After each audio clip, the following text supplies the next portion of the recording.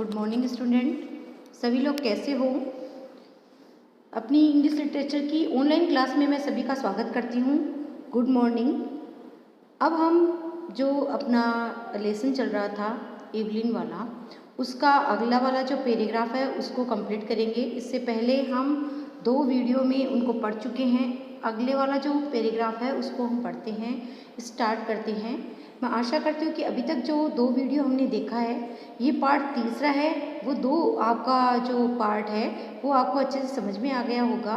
अब हम करने जो जा रहे हैं उसकी तरफ हम ध्यान देंगे कि अब जो पैराग्राफ हम पढ़ रहे हैं वो अबाउट द फ्रैंक है ना। जो उसका फेलो जो उसके साथ था, उसका जो मेल जो फ्रेंड था, उसको लेकर के ये पैराग्राफ है। तो आप इसको ध्यान देना कि किस तरह से यहाँ पर बताया गया है, क्या वो बताना चाह रही है। She was about to explore another life with Frank. Frank was very kind. देखिए यहाँ पर बताया गया है कि वह आगे का जो जीवन है वो किसके साथ जीना चाह रही थी, फ्रैंक। और Frank was very kind. Frank कैसा था, बिल्कुल काइंड था।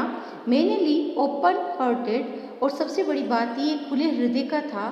She was to go away with him by the night boat to be his wife and to live with him in the Buenos Aires where he had a home waiting for her। तो देखिए यहाँ पर बताया सी was to go away, कि वह उसके साथ चली जाएगी। नाइट बोट में चली जाएगी, बताया गया है आगे। देखिए नाइट बोट में चली जाएगी, कहाँ पर, ब्यूनस आयर्स जो स्थान है वहाँ पर वो चली जाएगी, ठीक है, उसकी वाइफ बन करके। He had home waiting for her, जहाँ पर कि उसका घर इंतजार कर रहा है। How well she remember the first time she had seen him. वह रिमेंबर करती है उस दिन को जब वह पहली बार उससे मिली थी। He was a lodging in a house on the main road, कि वह लॉजिंग का मतलब होता है शेल्टर यानी आवास। उसका जो आवास था वह मेन रोड के ऊपर था। Where she use to visit, जहाँ पर कि वह उससे मिला करती थी। किससे मिला करती थी, फ्रैंक से। देखो फ्रैंक की बात चल रही है, जिससे कि वह शादी करने जा रही थी, उसकी बात यहाँ पर चल रही है। तो देखिए आगे, it seem a few weeks ago, ऐसे लगता है कि ये कुछ ही सप्ताह पहले की बात थी। He was standing at the gate, कि वह गेट पे खड़ी हुई थी। He his peaked cap pushed back on his head and his hair trembled forward over a face of bronze. Bronze का मतलब होता है कांसे कलर का, तो देखिए ये तांबे कलर का हम कह सकते हैं। रोल्ड ओवर यानी लुढ़का हुआ। ट्रेम्बल्ड का मतलब क्या होगा, ट्रेम्बल्ड यानी होता है लुढ़का हुआ। देखिए यहाँ पर दिया हुआ है लुढ़का हुआ, है ना। ब्रोंज का मतलब यहाँ पर भूरे भूरे बालों से लिया गया है। और ये केप की जो आकार है वो बताया गया है कि उसकी जो केप थी वह पीछे भी झुकी हुई थी, और उसके जो बाल थे वह पूरे फेस पे ब्रोंज कलर के आ गए थे, यानी उसके बाल बिखरे हुए थे उसके फेस पे। Then they had come to know each other, और तब वे जब एक दूसरे को जानने लगे थे। He use to meet her outside the store every evening and see her home.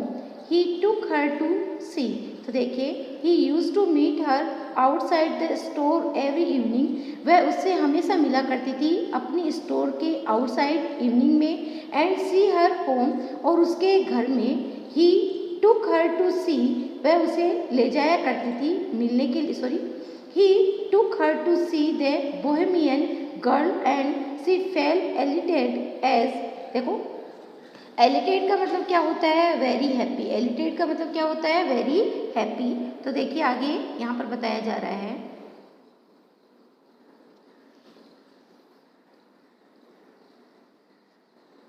से सेम टू ए फीक, ऐसे लगता है कि कुछ ही सप्ताह बीते हैं।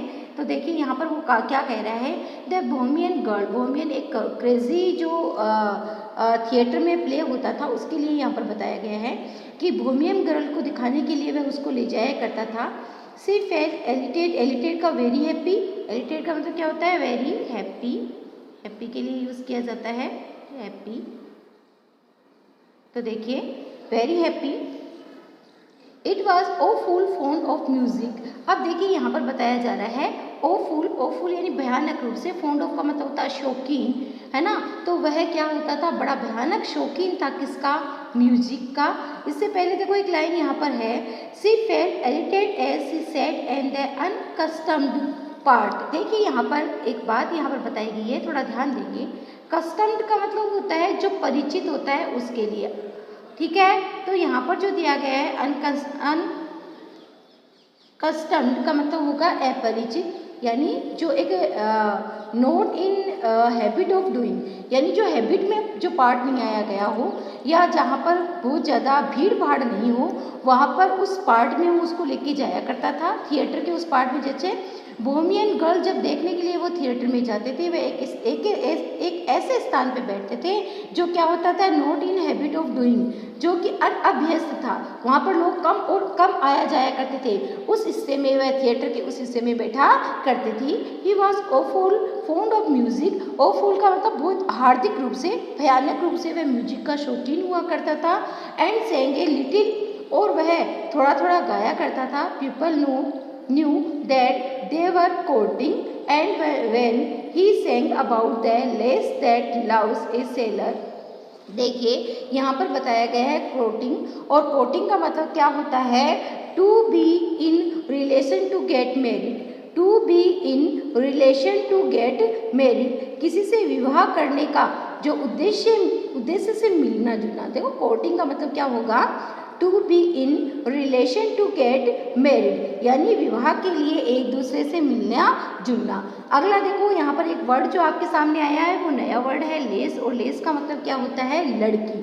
तो देखिए he was full fond of music, वह बड़ा शौकीन था किसका, म्यूजिक का। एंड सेंग ए लिटिल, और वह थोड़ा थोड़ा गाया करता था। लोग जानते थे courting, to be in relation to get a married, लोग जानते थे कि वे एक दूसरे से इसलिए मिलते हैं कि वे शादी करने वाले हैं। And when he Seng about the less that loves A seller, और वह एक नाविक के प्रेम के गीत उस लड़की के लिए गाया करता था, यानी एक सेलर प्रेमी यानी नाविक प्रेमी के बारे में गीत गाया करता था।